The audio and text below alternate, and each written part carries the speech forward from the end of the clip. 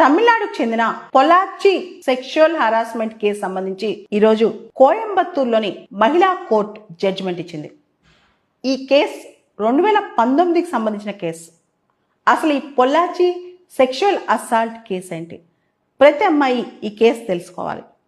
Actually ఇదొక extortion, gang rape, fraud, ఇంకా అన్నీ మనం క్రిమినల్ లాంగ్వేజ్లో ఎన్ని క్రైమ్స్ అయితే ఉన్నాయో, robbery, extortion, gang rape, sexual assault, conspiracy, ఒకటా రెండా అనేక నేరాలకు సంబంధించిన కేసు అని. ఇది చాలామంది అమ్మాయిలు, అమాయకులైన అమ్మాయిలు, కాలేజ్కి వెళ్ళే అమ్మాయిలు అన్నెసరిగా విక్టిమ్స్గా మారిన కేసు అనమాట. ఇది ఒక పెద్ద రాకెట్. ఒక గ్రూప్ ఆఫ్ బాయ్స్ కోయంబత్తూరు జిల్లాలోని పొల్లాచి అనే ప్రాంతంలో ఒక టీమ్ ఆఫ్ బాయ్స్, ప్రతి ఒక్కరికి ఒక డిఫైన్డ్ రోల్ అనమాట.